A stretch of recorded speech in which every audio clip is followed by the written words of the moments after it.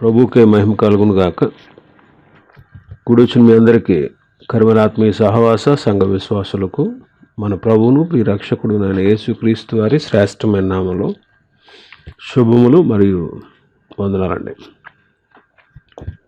ఆదికాండం 26వ అధ్యాయాన్ని మనం ధ్యానం చేసుకుందాం. ఆదికాండం 26వ అధ్యాయం. ఈ 26వ అధ్యాయంలో కరువు వచ్చింది. అబ్రహాం దినములలో వచ్చినటువంటి కరువు లాంటిది. కరువు కాకుండా మరొక కరువు ఇస్సాకు కాలంలో కూడా వచ్చింది. ఇక్కడ దేవుడు ప్రత్యక్షమై ఈ కరువు కాలంలో గెరారుకు వెళ్ళాడు ఇస్సాకు. అక్కడ దేవుడు అతనికి ప్రత్యక్షమయ్యాడు. ఇదిగో, నీవు ఐగుప్తు దేశంలోకి వెళ్ళొద్దు, నేను నీతో చెప్పుచున్నటువంటి దేశంలో నివసించు, ఈ దేశంలో పరదేశిగా ఉండు, నేను నీకు తోడై ఉంటాను అని వాగ్దానం చేశాడు. దేవుడు అతన్ని కాపాడి అతనికి 100 ప్రతిఫలం ఇచ్చాడు. ఆ తర్వాత ఇస్సాకు బావులు తవ్వించాడు. ఫిలిస్తీయులు మన్ను పోసి ఆ బావులను పూడ్చి చేశారు. అయినా ఇస్సాకు చాలా బావులు తవ్వించాడు. దేవుడు ఫిలిస్తీయుల బారి నుండి ఇస్సాకును కాపాడాడు. ఆ తర్వాత ఫిలిస్తీయుల రాజు దేవుడు ఇస్సాకుకు తోడై ఉండడం చూసి అతని దగ్గర నుంచి పంపించేసిన తర్వాత అతడు గొప్పవాడై ఉన్నప్పుడు ఇస్సాకుకు దేవుడు తోడై ఉండడం చూసి ఫిలిస్తీయుల రాజు వచ్చి ఇస్సాకుతో సమాధానపడ్డాడు. ఇది ఈ అధ్యాయంలో ఉన్నటువంటి విషయం. ఇస్సాకుకి చాలా శోధనలు వచ్చాయి జీవితంలో. ఇష్మాయేలు ద్వారా అపహసించబడ్డాడు. పెండ్లికి ముందే తల్లి మరణించింది. తన పెండ్లికి ముందే 20 ఏండ్ల వరకు బిడ్డలు లేనటువంటి శోధన. ఆ తర్వాత పెద్ద కుమారుడైన యాషావు భార్యల వల్ల కలిగినటువంటి శోధన. తన 2 కుమారులు మధ్యలో వచ్చినటువంటి విరోధాన్ని గురించినటువంటి శోధన. తన చిన్న కుమారుడు తన దగ్గర లేకుండా 20 సంవత్సరాలు పద్దనరాములో వెళ్ళి అక్కడుండి 20 సంవత్సరాలు దూరంగా ఉన్నాడు. అదొక శోధన. ఇన్ని శోధనల్లో కూడా దేవుడు ఇస్సాకును ఆశ్చర్యరీతిగా కాపాడాడు. శోధనలు 2 రకాలుగా ఉంటాయి. ఒకటి పాప సంబంధమైనటువంటి శోధనలు. పాప సంబంధమైనటువంటి శోధనలు మనం కలిగినప్పుడు మనకు కలుగుతాయి, ఎందుకంటే ఈ పాపలోకంలో ఉంటున్నాం కాబట్టి. అయితే పాప సంబంధమైనటువంటి ఈ శోధనలు కలిగినప్పుడు దేవుడు మనకు తోడై ఉంటాడు అనే విషయాన్ని గుర్తుపెట్టుకోవాలి. దేవుడు మనకు తోడై ఉంటాడు, ఎందుకంటే ఆయన కూడా మనలాగా శోధించబడ్డాడు. చూడండి, హెబ్రీ పత్రిక 4వ అధ్యాయం.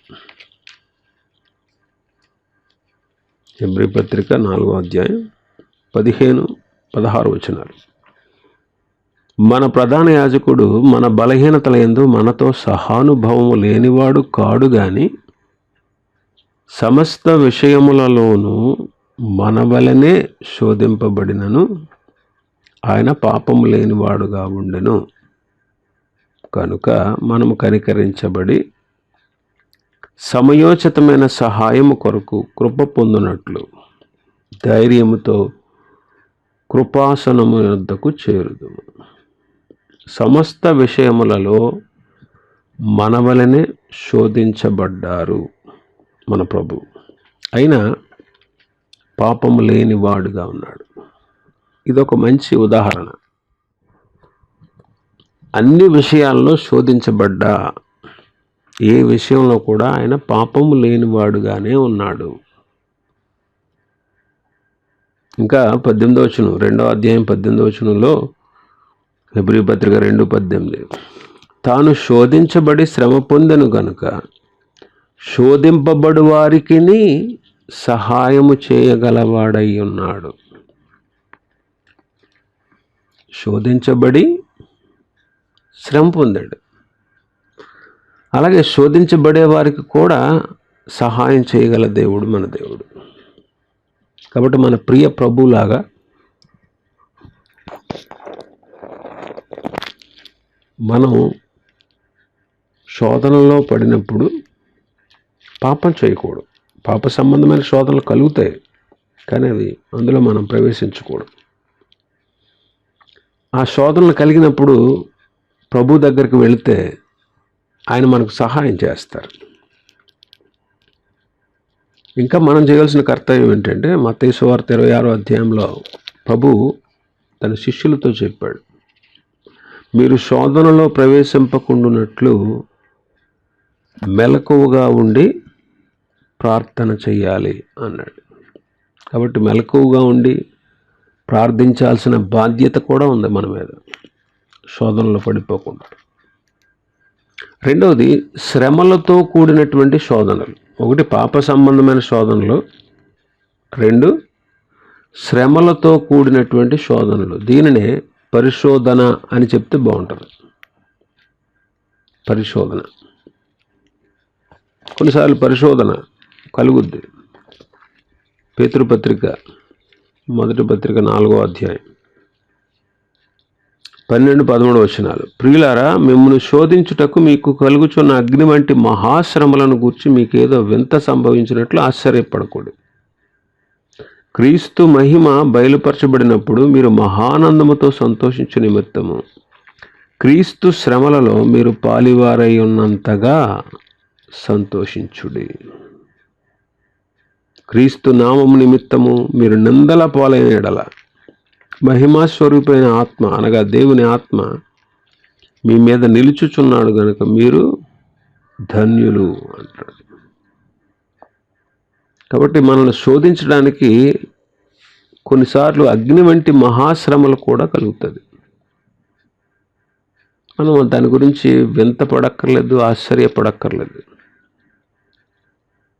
ఎందుకంటే యేసుక్రీస్తు మహిమతో బయలుపరచబడినప్పుడు మనం ఆయన ఎదుట మహానందముతో సంతోషించే నిమిత్తమే ఆ శ్రమల్లో మనం పాలి భాగస్థులమే సంతోషించాలి అంటున్నాడు.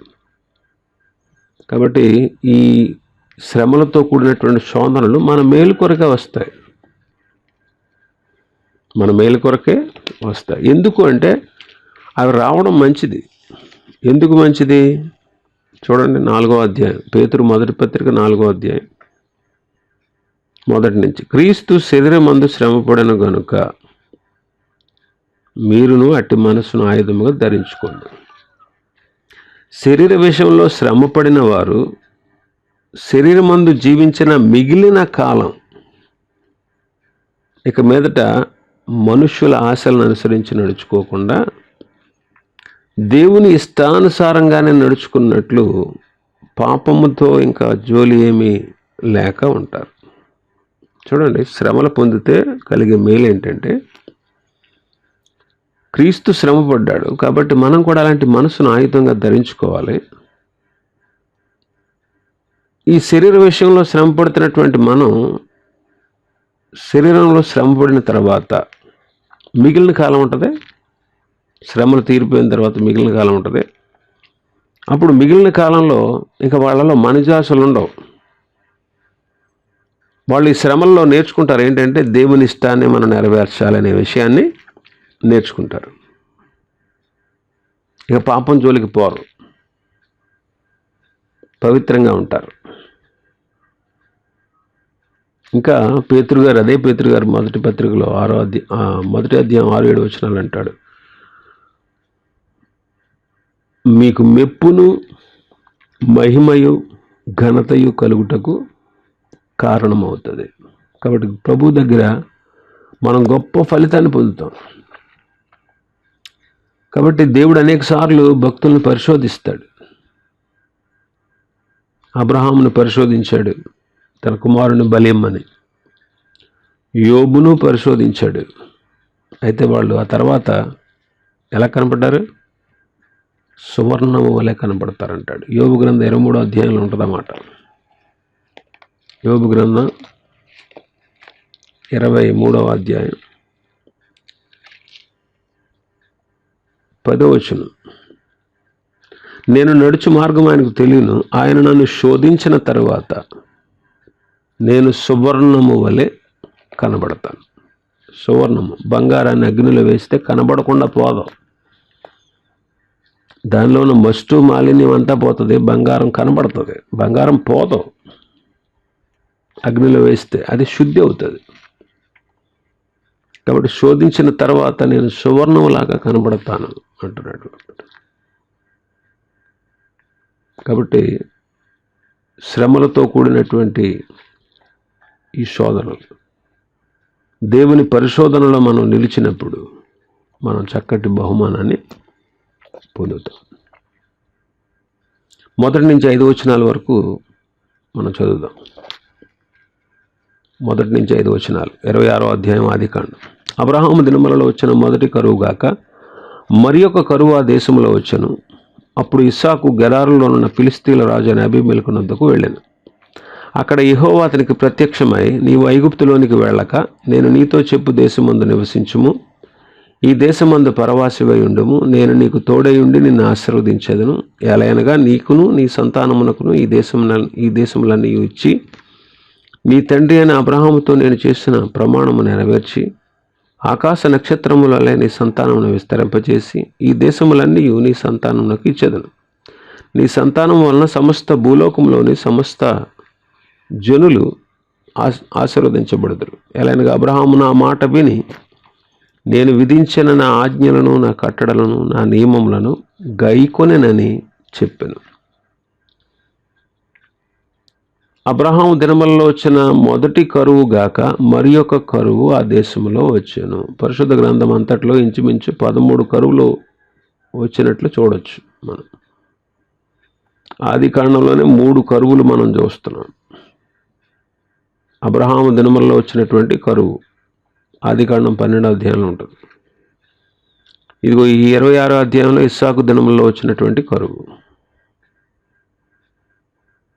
మూడవది 41వ అధ్యాయంలో యోసేపు ఐగుప్తులో ఉన్నటువంటి కాలంలో వచ్చినటువంటి కరువు. మరి ఈ కరువుకు కారణాలేంటి అని మనం ఆలోచన చేస్తే, పరిశుద్ధ గ్రంథం అంతటిని పరిశీలిస్తే ఈ కరువుకు కారణం పాపమే. ఈ కరువుకు కారణం పాపమే. 2వ సమూయేలు 2వ గ్రంథం 21వ అధ్యాయం 1వ వచనం. దావీదు కాలమున 3 సంవత్సరములు విడిపోకుండా కరువు కలగగా దావీదు యెహోవాతో మనవి చేశాను. అందుకు యెహోవా ఇలాగ సెలవిచ్చెను, సౌలు గిబియోనీయులను హతము చేసిన గనుక అతనిని బట్టి నరహంతకులకు అతని ఇంటి వారిని బట్టి శిక్షగా ఈ కరువు కలిగాను. యెహెజ్కేలు గ్రంథం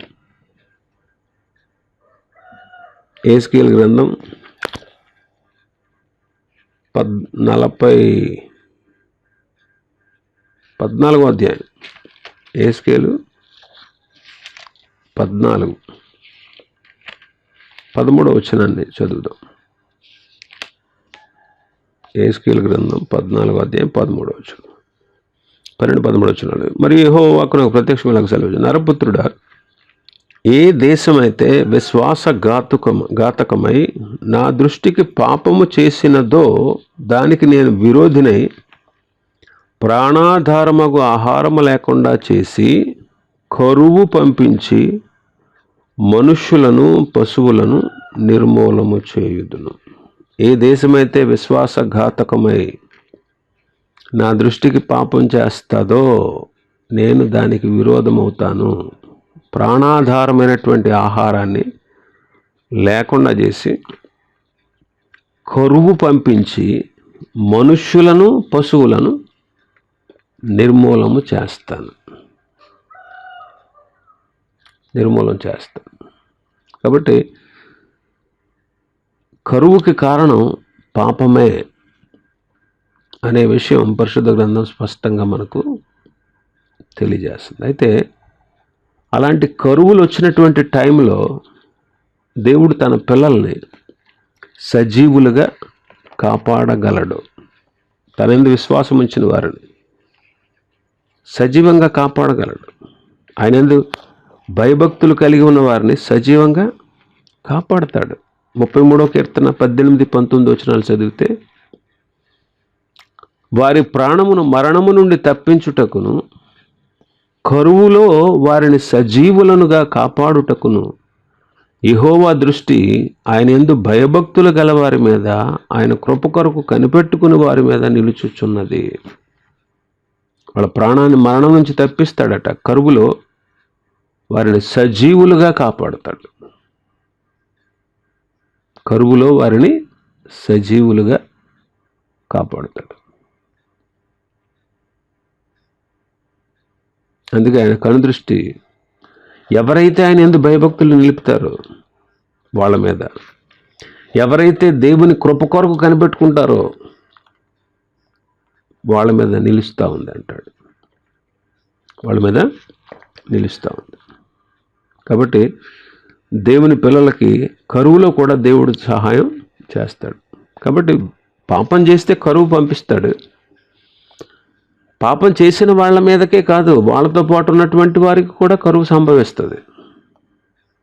అలాంటి టైంలో మనం భయపడాల్సిన పని లేదు. ఆయన ఎందుకు భయభక్తులు కలిగి ఉన్నవారు క్షేమంగా సురక్షితంగా ఉంటారు. వారిని సజీవులుగా కాపాడుతాడు. వాళ్ళ మరణం నుండి తప్పిస్తాడు. కాబట్టి ఎలాంటి కరువు, ఎలాంటి విపత్కర పరిస్థితుల్లో వచ్చినా భయపడేవాళ్ళు ఎవరో తెలుసా? పాపం చేసేవాళ్ళే భయపడతారు.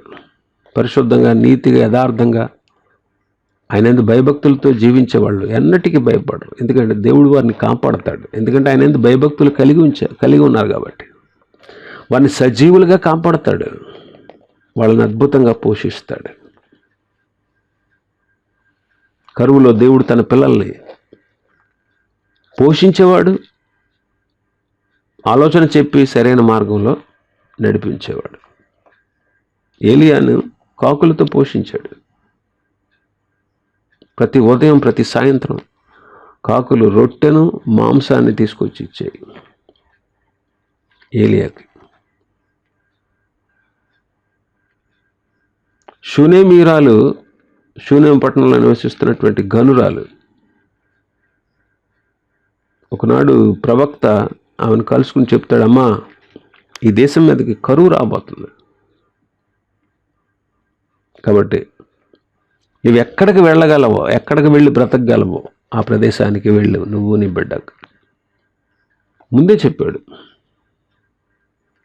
రాజుల 2వ గ్రంథం 8వ అధ్యాయం మొదటి 2 వచనాలు. ఒకనాడు ఎలీషా తాను బ్రతికించిన బిడ్డకు తల్లి అయిన ఆమెను పిలిచి, యెహోవా క్షామకాలము రప్పింపబోచున్నాడు, 7 సంవత్సరములు దేశములో క్షామము కలుగునని చెప్పి నీవు లేచి నీవును నీ ఇంటివారును ఎచ్చట నుండుట అనుకూలమో అచ్చటికి పోవుడనగా ఆ స్త్రీ లేచి దైవజనుని మాట చొప్పున చేసి తన ఇంటి వారిని తోడుకొని ఫిలిస్తీయ దేశమునకు పోయి 7 సంవత్సరములు అక్కడ వాసము చేశాను. 7 సంవత్సరాలు. చూడండి, ఇక్కడ ప్రభు ముందుగానే తన బిడలకి, తన యందు భయభక్తులు కలిగిన వారికి ఆలోచన చెప్పి నడిపించేవాడు. ఇప్పుడు కరువు వచ్చినప్పుడు ఇస్సాకు గెరారుకు వెళ్ళాడు. దేవుని ప్రత్యక్షత ఆ స్థలంలో కలిగింది అతనికి. మనం కూడా దైవ ప్రత్యక్షతను దినదినము కలిగి ఉండాలి. దినదినము మనము దైవ ప్రత్యక్షతను కలిగి ఉండాలి. దైవ ప్రత్యక్షతను కలిగి ఉండాలి అంటే ప్రభు సన్నిధిలో మనం దినదినము కాలం గడపాలి.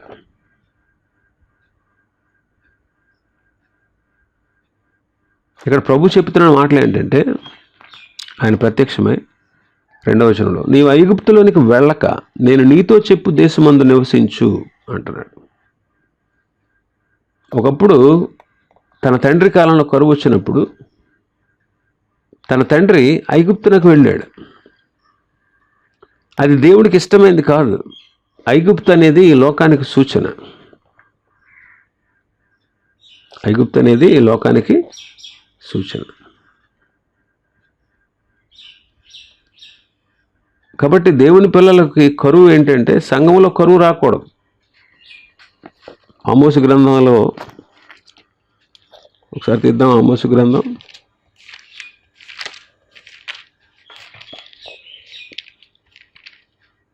8వ అధ్యాయం 11వ వచనం, రాబో దినములందు దేశంలో నేను క్షామం పుట్టింతును, అది అన్నపానములు లేకపోవుట చేత కలుగు క్షామము కాక యెహోవా మాటను వినకపోవుట వలన కలుగు క్షామముగా ఉండును. ఇదే యెహోవా వాక్కు. అన్నపానం లేకపోవడం వల్ల కలిగే కరువు కాదంట, యెహోవా మాట వినకపోవుట వలన కలిగిన క్షామం. నిజమే కదా. మన గత దినాలను ఒకసారి ఆలోచన చేస్తే, దేవుని మాట విన్నామండి మనం? దేవుని మాట విన్నామా? దేవునికి విధేయత చూపామా? దేవుని ఇష్టాన్ని నెరవేర్చామా? అందుకే కదా 6 నెలల పాటు దేవుని వాక్యం మనకు కరువు అయిపోయింది. అందుకే ఆమోసు గ్రంథం 8, 13, 12 అంటాడు, కాబట్టి జనులు యెహోవా మాట వెదకుటకై ఈ సముద్రము నుండి ఆ సముద్రముకు, ఉత్తరము దిక్కు నుండి తూర్పు దిక్కు వరకు సంచరించుదురు, కానీ అది వారికి దొరకదు. దేవుని వాక్యం దొరకనటువంటి పరిస్థితి. ఆయన మాట మనం వినలేదండి, అందుకే ఈ క్షామం. ఆయన మాట మనం వినలేదు, అందుకే ఈ రోగం. ఆయన మాట మనం వినలేదు, అందుకే ఈ వైరస్. ఆయన మాట మనం వినలేదు, ఆయనకు విధేయత చూపలేదు. మన ఇష్టాన్ని నెరవేర్చుకున్నాం, కానీ దేవుని చిత్తమేంటో తెలుసుకోలేకపోయాం. మనం ఇష్టం వచ్చినట్టుగా మనం బ్రతికాం, కానీ దేవుడు చెప్పినట్టుగా బ్రతకలేదు. మన ఇష్టానుసారంగానే మనం ప్రవర్తిస్తూ వచ్చాం, కానీ దేవుని మాటకు ఏమాత్రం విధేయత చూపలేదు. అందుకే ఈ కరువు, ఈ క్షామం. కాబట్టి మనకు కరువు అనేది లేకుండా దేవుడు మనల్ని పోషించాలి.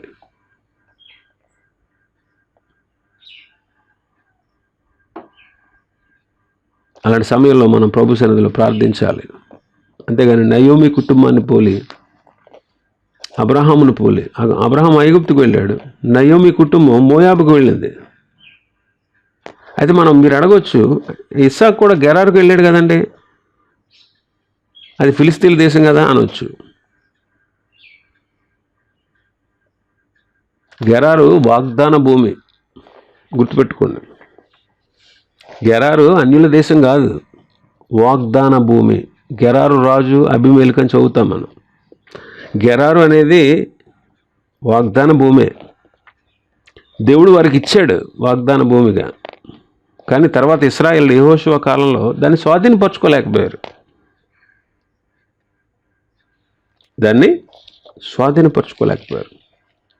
గెరారు వాగ్దాన భూమే, అన్ని దేశం కాదు అది. దేవుడు వారికి వాగ్దానం చేసిన భూమిలోనే ఉంది, కానీ వీరు స్వాధీనపరచుకోలేదన్నమాట. యెహోషువ గ్రంథం 13వ అధ్యాయం. యెహోషువ 13 మొదటి నుంచి. యెహోషువ బహుదినములు గడిచిన వృద్ధుడు కాగా యెహోవా అతనికి ఇలాగ సెలవిచ్చాను, నీవు బహుదినములు గడిచిన వృద్ధుడవు, స్వాధీనపరుచుకున్నటకు అతి విస్తారమైన దేశము ఇంకా మిగిలి ఉన్నది. మిగిలి ఉన్న దేశం ఏంటి అంటే, ఫిలిస్తీయుల ప్రదేశములన్నీయు, గెషూరీయుల దేశమంతయు, ఐగుప్తునకు తూర్పునున్న సీహోరు మొదలుకొని కనానీయులవని ఎంచబడిన ఉత్తర దిక్కున ఎక్రోనీయుల సరిహద్దు వరకును, ఫిలిస్తీయుల 5 సర్దారులకు చేరిన గాజీల యొక్కయు, అష్టోదీయుల యొక్కయు, అష్కెలోనీయుల యొక్కయు, గాతీయుల యొక్కయు, ఎక్రోనీయుల యొక్కయు దేశమును, దక్షిణ దిక్కున అవియుల దేశమును, కనానీయుల దేశమంతయు, సీదోనీయులదైన మేరా దేశం మొదలుకొని ఆఫెకు వరకు ఉన్న అమోరీల సరిహద్దు వరకు, గిబ్లీయుల దేశమును, హెర్మోను కొండల దిగునున్న బయల్గాదు మొదలుకొని హమాతుకు పోవు మార్గం వరకు లెబనోను ప్రదేశం అంతయు, లెబనోను మొదలుకొని మిస్రే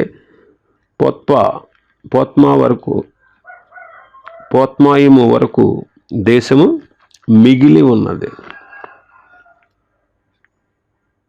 గిషూరీయుల దేశము అని చదివాం కదా. ఇప్పుడు గమనించండి, అది వాగ్దాన భూమి గెరారు అనేది, కానీ వీళ్ళ స్వాధీనం చేసుకోలేదు. అందుకే అక్కడ ఉన్నటువంటి వీళ్ళు ఇశ్రాయేలుకి ఎలా ఉన్నారు తెలుసా? యెహోషువ గ్రంథం 23వ అధ్యాయంలో అంటాడు, మిగిలినటువంటి వాళ్ళ గురించి చెప్తాడు. యెహోషువ 23:12. అయితే మీరు వెనుకకు తొలగి మీ వద్ద మిగిలి ఉన్న ఈ జనులను హత్తుకొని వారితో 1000 మంది వారితో మీతో వారును సాంగత్యము చేస్తే మీ దేవుడైన యెహోవా మీ ఎదుట నుండి ఈ జనములను కొట్టివేయటం మానును. మీ దేవుడైన యెహోవా మీకు ఇచ్చిన ఈ మంచి దేశంలో మీరు ఉండకుండా మీరు నశించిపోయే వరకు వాళ్ళు మీకు ఉరిగా, బోనుగా, మీ ప్రక్కల మీద కొరడాలుగా, మీ కన్నులలో ముళ్ళుగాను ఉందురు. ఇంకా వాళ్ళు స్వాధీనపరుచుకునే దేశం స్వాధీనపరచుకోలేకపోయారు. అందుకే కొంతమంది వాళ్ళు మిగిలిపోయారు. ఆ మిగిలినటువంటి ప్రజలతో మీరు వెయ్యమందొద్దు, వాళ్ళతో సాంగత్యం చేయొద్దు, వాళ్ళతో కలిసి ఉండొద్దు. ఒకవేళ మీరు వాళ్ళతో కలిసిపోతే, వాళ్ళతో వెయ్యమందితే, వాళ్ళని మీరు హత్తుకుంటే, వాళ్ళతో మీరు సాంగత్యం చేస్తే, వాళ్ళని దేశం నుంచి దేవుడు పంపించేవాడు, వాళ్ళని అక్కడే ఉంచుతాడు. అయితే వాళ్ళు ఉన్నటువంటి వాళ్ళు మీకు ఎలా ఉంటారు తెలుసా? ఈ మంచి దేశంలో మిమ్మల్ని ఉండకుండా తరిమేస్తారు. మీరు ఈ మంచి దేశంలో ఉండకుండా పారిపోయేంత వరకు కూడా వాళ్ళు ఎలా ఉంటారు తెలుసా? మీ ప్రక్కల మీద మీకు ఉరిగా ఉంటారు, మీకు బోనుగా ఉంటారు, మీకు కొరడాలుగా ఉంటారు, మీ కన్నులకు ముళ్ళుగా ఉంటారు. స్వాధీనపరచుకోలేకపోయారు వాళ్ళు ఇశ్రాయేలీలు. ఆలోచన చేయండి. ప్రభువు వద్దన్నటువంటి ఏ చిన్న బలహీనత అయినా, ఏ చిన్న పాపమైనా, చిన్నదే అనిపిస్తుంది. పాపం అంటే చిన్నదో పెద్దదో మొత్తం మీద పాపం అంటే పాపమే. మనమేమో దాన్ని చిన్న పాపము పెద్ద పాపాలు అంటాం. కానీ దేవుని దృష్టిలో చిన్నది లేదు పెద్ద లేదు, ఏదైనా పాపమే.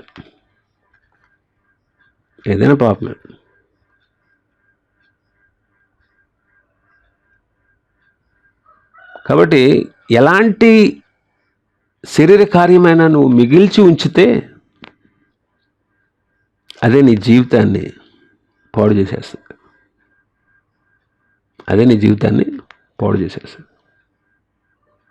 ఆ విషయాన్ని మనం గమనించాలి. ఏ చిన్న పాపాన్నైనా మనం మిగిల్చి ఉంచామా, ఏ పాపాన్నైనా, దేవుడు వద్దనటువంటి ఏ వ్యతిరేకమైనటువంటి పాపమైనా, ఏ శరీరమైనటువంటి బలహీనత అయినా నీలో ఉంటే, దాన్ని నువ్వు ఇంకా సిలువేయకపోతే, దాన్ని ఇంకా నువ్వు జయించకపోతే, దాన్ని ఇంకా నువ్వు కలిగి ఉంటే, దాన్ని ఇంకా మోసుకుంటూ వెళ్తే, కొంతకాలానికి అది నీ జీవితాన్ని పాడు చేసేస్తుంది.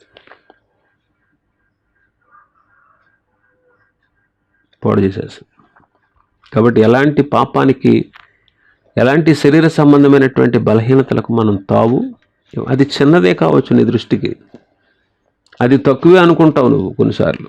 అది చిన్నదే కదా, పెద్ద పాపం ఏంటి, అది పెద్ద తప్పు ఏంటి అన్నట్టుగా చూస్తాం మనం. పాపాన్ని, బలహీనతల్ని ఎప్పుడు మనం చిన్నగా చూడకూడదు.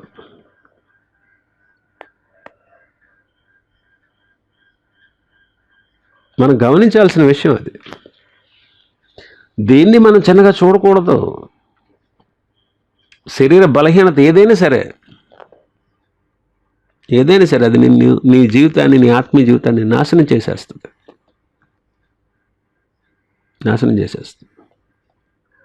అదే మన జీవితానికి పెను ముప్పు తెచ్చిపడుతుంది. మనం ఆత్మీయంగా దిగజారిపోయేటట్టు చేస్తుంది. కాబట్టి శారీరకమైన బలహీనతలు ఏవి కూడా మనలో లేకుండా మనం జాగ్రత్త వహించాలి. ఉండకూడదు మనలో. శరీర సంబంధమైనటువంటి బలహీనతలకు ఏమాత్రం మనం తావు ఇవ్వకూడదు.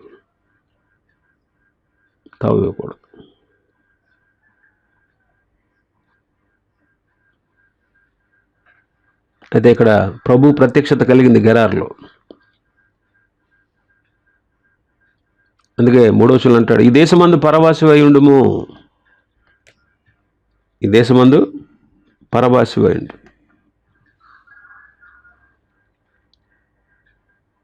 నేను నీకు తోడై ఉంటాను, నేను ఆశీర్వదిస్తాను అంటున్నాడు. ఈ దేశమందు అంటే అది తానున్నటువంటి గెరారు దేశం. ఇక్కడ అంటాడు పరవాసివై ఉండు అంటున్నాడు. అబ్రహాం మొదలుకొని ఇశ్రాయేలు ఐగుప్తు దేశం నుంచి విడుదల పొందే వరకు కూడా అప్పుడున్నటువంటి భక్తులందరూ పరదేశులుగానే నివసించారు. పరదేశులుగానే వాళ్ళు నివసించారు. కారణం హెబ్రీ పత్రిక 11వ అధ్యాయం 16వ వచనంలో ఉన్నట్టు. చూడండి, హెబ్రీ పత్రిక 11వ అధ్యాయం 16వ వచనం. అయితే వారు మరి శ్రేష్టమైన దేశం అనగా పరలోక సంబంధమైన దేశమును కోరుచున్నారు. అందుచేత తాను వారు దేవుడిని నడిపించుకున్నట్టుకు దేవుడు వారిని గురించి సిగ్గుపడాడు. ఎలాగనగా ఆయన వారి కొరకు ఒక పట్టణమును సిద్ధపరిచి ఉన్నాడు.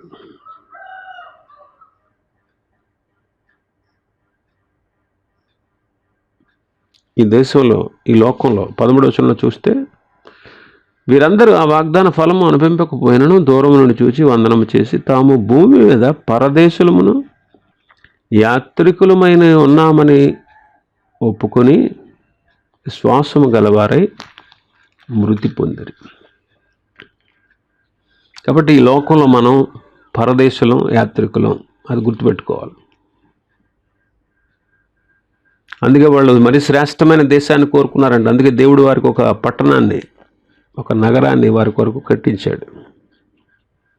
కాబట్టి దేవుని భక్తులను పోలి మనం కూడా ఈ లోకం మీద మనం మనసు పెట్టుకోకుండా శాశ్వతంగా మనం పొందబోయేటువంటి ఆ పరలోకం మీదే మనం మనసు పెట్టుకోవాలి.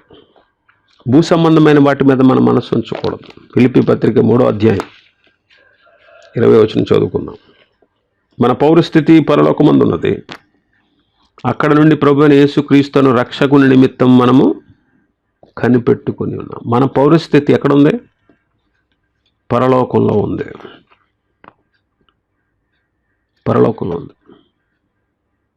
కొలస్సీ పత్రిక 3వ అధ్యాయం మొదటి 4 వచనాలు చదివితే, మీరు క్రీస్తుతో కూడా లేపబడిన వారైతే పైనున్న వాటిని వెతకండి. అక్కడ క్రీస్తు దేవుని కుడిపార్శ్వమందు ఉన్నాడు. పైనున్న వాటి మీదనే కానీ భూ సంబంధమైన వాటి మీద మనస్సు పెట్టుకొనకుడు. ఎలైనగా మీరు మృతి పొందితిరి, మీ జీవం క్రీస్తుతో కూడా దేవుని యందు దాచబడినది. మనకు జీవమైన క్రీస్తు ప్రత్యక్షమైనప్పుడు మీరు ఆయనతో కూడా మహిమ యందు ప్రత్యక్షపరచబడుదురు.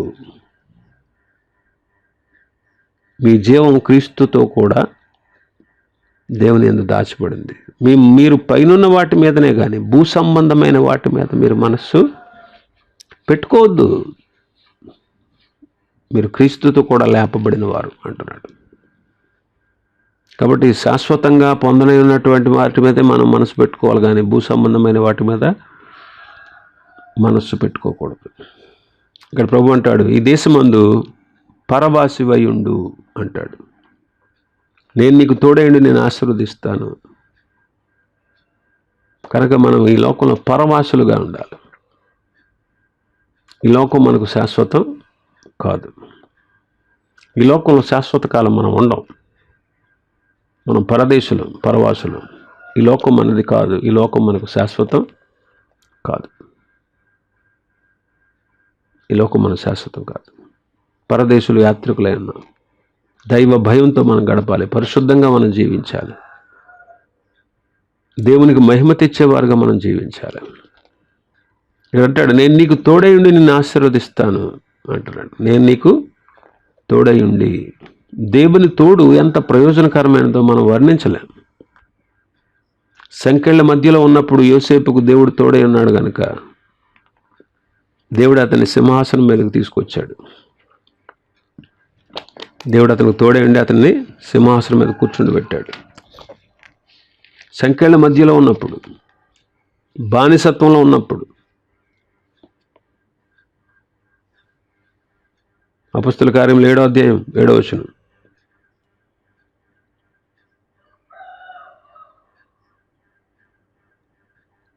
ఈయన 9వ వచనాన్ని చదివితే బాగుంటుంది. ఆ గోత్రకర్తలు మత్సరపడి యోసేపును ఐగుప్తులోనికి పోవుటకు అమ్మివేసిరి, కానీ దేవుడు అతనికి తోడై ఉండి అతని శ్రమలన్నిటిలో నుండి తప్పించి దయను జ్ఞానమును ఐగుప్తు రాజైన ఫరో ఎదుట అతను అనుగ్రహించినందున ఫరో ఐగుప్తునకును తన ఇంటి వారికి అందరికీ అతన్ని అధిపతిగా నియమించను.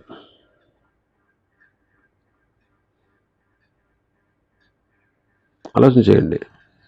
శ్రమల్లో సంఖ్యలతో ఉన్నప్పుడు అతనికి దేవుడు తోడై ఉన్నాడు.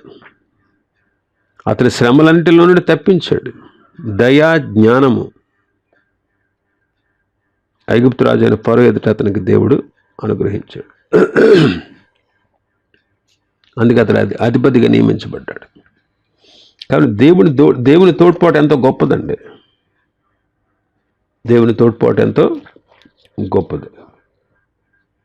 ఐగుప్తీయులు కూడా ఇశ్రాయేలీయుల్ని ఎన్నో శ్రమలు పెట్టారు, కానీ దేవుడు వారికి తోడే ఉన్నాడు కనుక వారు అత్యధికంగా అభివృద్ధి పొందారు. ఈనాడు మనకు కూడా దేవుడు వాగ్దానం చేశాడు, ఇదిగో యుగ సమాప్తి వరకు సదాకాలమును మీతో కూడా ఉన్నాను అన్నాడు.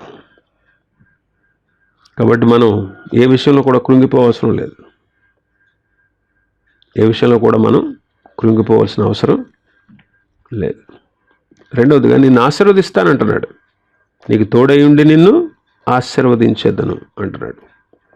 పాత నిబంధనల ఆశీర్వాదాలన్నీ కూడా భూ సంబంధమైనవి.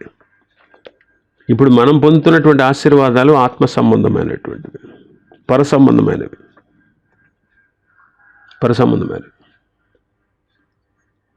ఆత్మ విషయమై పరలోక విషయంలో ఆత్మ సంబంధమైన ప్రతి ఆశీర్వాదాన్ని ఆ ప్రభువు మనకు అనుగ్రహించారు.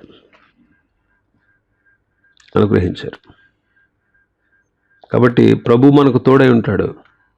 ప్రభు మనల్ని ఆశీర్వదిస్తాడు. ఈ అధ్యాయంలో ఆశీర్వాదం అనేటువంటి మాట చాలాసార్లు చూస్తాం.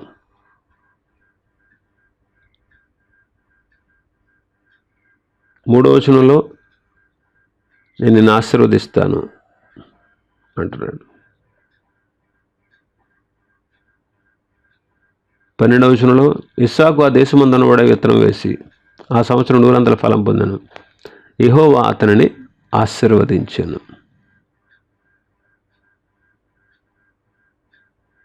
13వ వచనంలో అతడు మిక్కిలి గొప్పవాడగు వరకు క్రమక్రమముగా అభివృద్ధి పొందుచూ వచ్చెను. 29వ వచనంలో మేము నిన్ను ముట్టగా నీకు మేలు తప్ప మరేమీ చేయక నేను సమాధానంగా పంపిస్తుంది కనుక నీవును మాకు కీడు చేయకుండానట్లు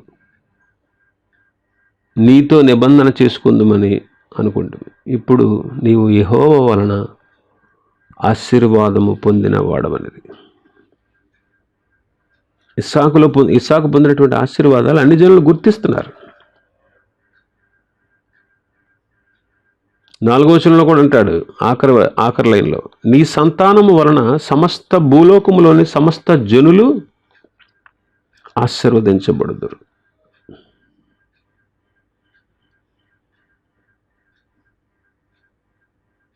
కాబట్టి ఆశీర్వాదం గురించి ఈ అధ్యాయంలో చాలా విషయాలు మనం చూస్తున్నాం. ఇస్సాకు సమస్త జనులకు ఆశీర్వాదకరంగా ఉన్నట్లు మనం చూస్తున్నాం.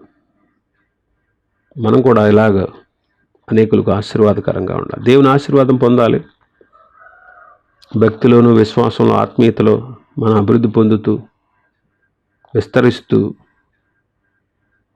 మనం దేవుని ఆశీర్వాదాలు పొందుకుంటున్నాం అనేటువంటి విషయం లోకానికి తెలియపరిచే విధంగా అనేక మందికి మనం కూడా ఆశీర్వాదాలు పంచిపెట్టేవారుగా, ఆశీర్వాదంలో ఉన్నటువంటి అనుభవాలను మనం కూడా సంపాదించుకోవాలి. ఆశీర్వాదంలో ఉన్న ఈ అనుభవాలు మనం కూడా సంపాదించుకోవాలి.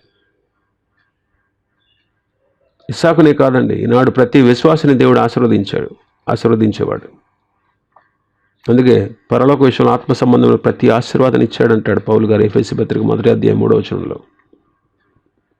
అయితే కొన్నిసార్లు ఆశీర్వాదాలు మనం అనుభవించడానికి ఏవో ఆటంకాలు ఉంటాయి. అయితే క్రీస్తు వైపు చూసి విశ్వాసం ద్వారా ఆటంకాలన్నింటినీ జయిస్తూ, మనకంటే ముందున్నటువంటి క్రీస్తు జయించి ఉన్నారు కాబట్టి, ఆయన మనకు జయ జీవితాన్ని అనుగ్రహించే దేవుడు కాబట్టి, క్రీస్తు సంపాదించిన విజయంలో మనం కూడా నిలిచి మనం కూడా ఆశీర్వాదాలు పొందుకోవడం మంచిది. కాబట్టి దేవుని చేత మనం ఆశీర్వదించబడి అనేకులకు ఆశీర్వాదకరంగా మనం ఉందాం. దేవుడి మాటలు దీవించునుగాక. ఆమేన్.